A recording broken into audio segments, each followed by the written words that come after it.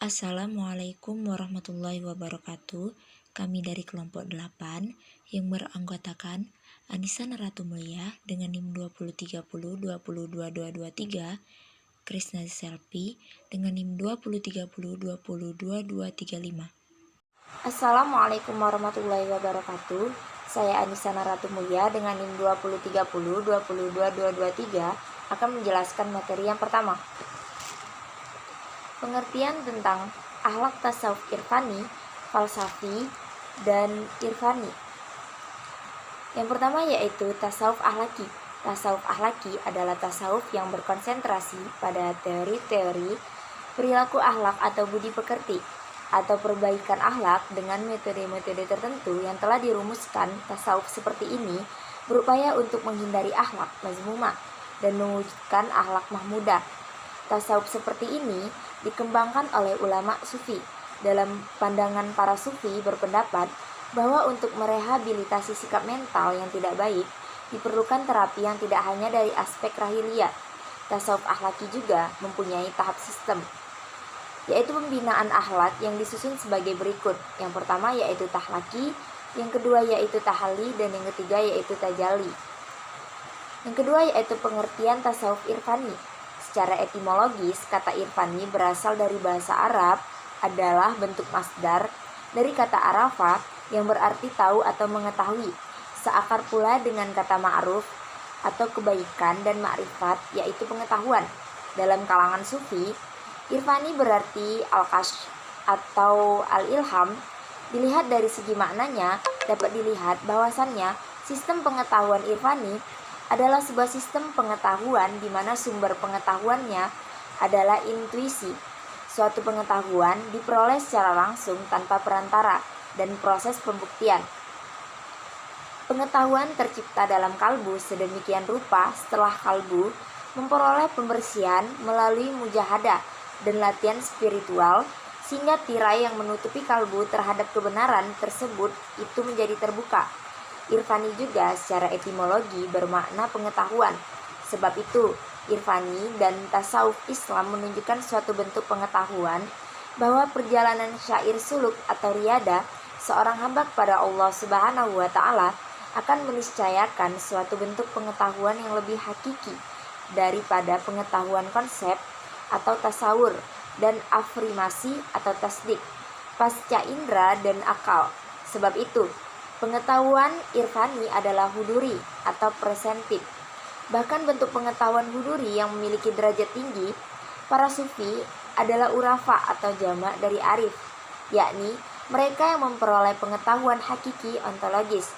Dan yang terakhir yaitu pengertian tasawuf falsafi. Pengertian tasawuf falsafi adalah tasawuf yang didasarkan kepada keterpaduan teori-teori tasawuf dan falsafah. Tasawuf falsafi ini tentu saja dikembangkan oleh para sufi yang filosofos. Kajian tasawuf ini dilakukan secara mendalam dengan tinjau filosofis dengan segala aspek yang terkait di dalamnya.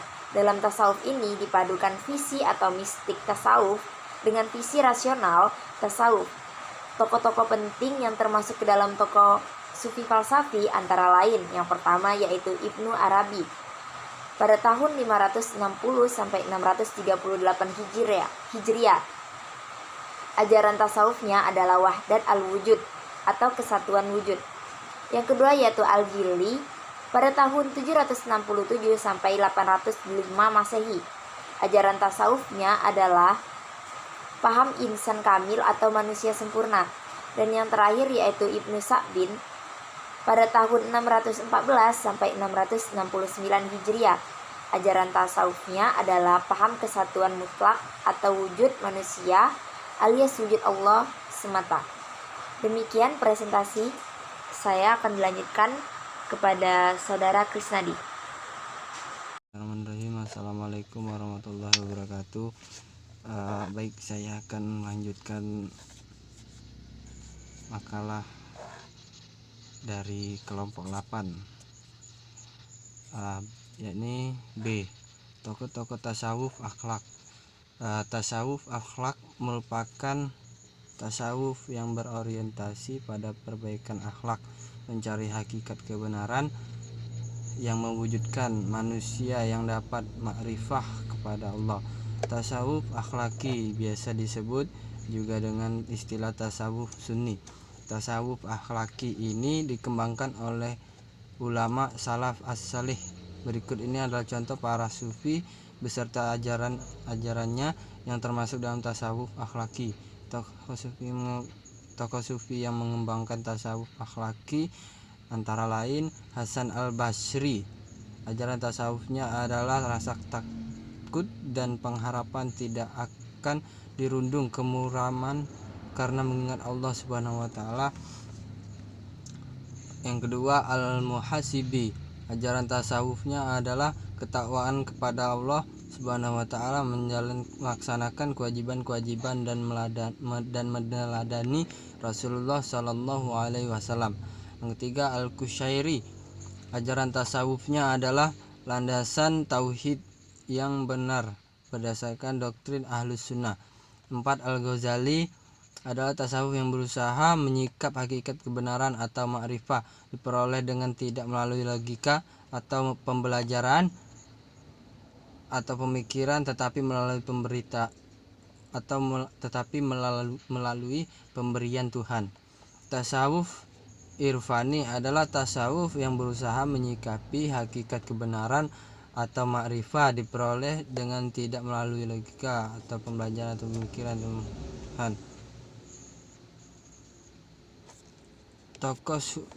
Tokoh sufi yang mengembangkan tasawuf irfani antara lain: 1. Rabi'ah al-Adawiyah. Ajaran tasawufnya adalah cinta kepada Allah Subhanahu wa taala. Yang kedua, Zu-Annum al-Bizri. Ajaran tasawufnya adalah ma'rifat kepada Allah dengan jalan ma'rifat batin. Yang ketiga, Abu Yazid al-Bustami. Ajaran tasawufnya adalah fana dan baqa. 4. Abu Mansur al-Halah. Ajaran tasawufnya adalah al-hulul dan wahdat asy-syuhud. Tasawuf filsafi adalah tasawuf yang didasarkan kepada keterpaduan teori-teori tasawuf dan falsafah. Tasawuf filsafah ini tentu dikembangkan oleh para sufi yang filosof. Menurut At-Tazani, tasawuf filsafi mulai muncul dalam khazanah Islam sejak abad ke-6 Hijriah. Meskipun para tokohnya baru dikenal seabad kemudian. Sejak saat itu, tasawuf ini terus hidup dan berkembang, terutama di kalangan para sufi yang juga filosof. Adanya pemaduan antara tasawuf dan filsafat dalam ajaran tasawuf ini dengan sendirinya telah membuat ajaran-ajaran tasawuf ini bercampur dengan sejumlah ajaran filsafat di luar Islam seperti dari Yunani, Persia, India, dan agama Nasrani. Akan tetapi orisinalitasnya sebagai tasawuf tetap tidak hilang meskipun mempunyai latar belakang kebudayaan dan pengetahuan yang berbeda dan beragam.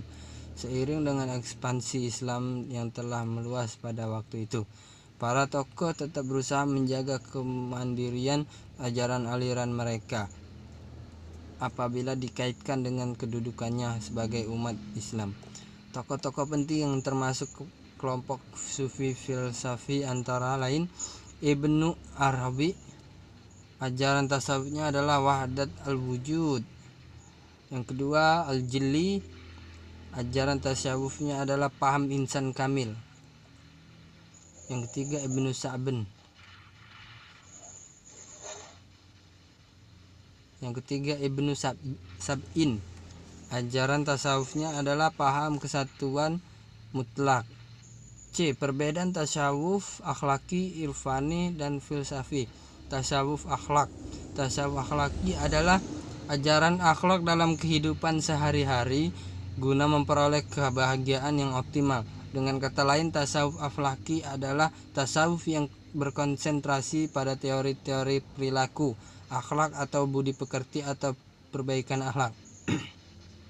Yang kedua, tasawuf irfani. Tasawuf irfani adalah tasawuf yang berusaha menyikapi hakikat kebenaran atau ma'rifah diperoleh dengan tidak melalui logika atau pembelajaran, atau pemikiran, tetapi melalui pemberian Tuhan.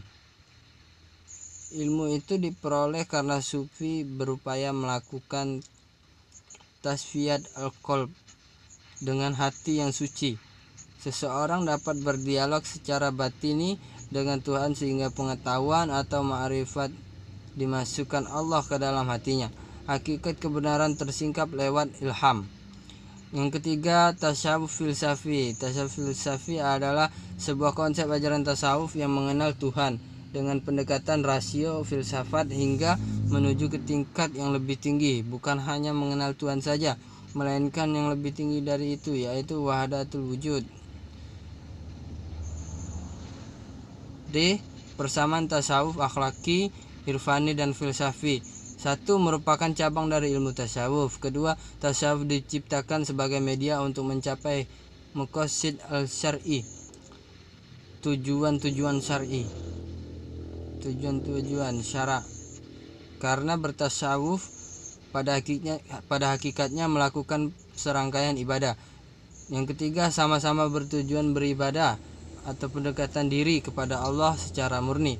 Yang keempat, ketiga bagian tersebut secara esensial semua bermuara pada penghayatan terhadap ibadah murni untuk mewujudkan akhlak al-karimah baik secara maupun sosial. Baiklah, sekian dari saya. Wassalamualaikum warahmatullahi wabarakatuh.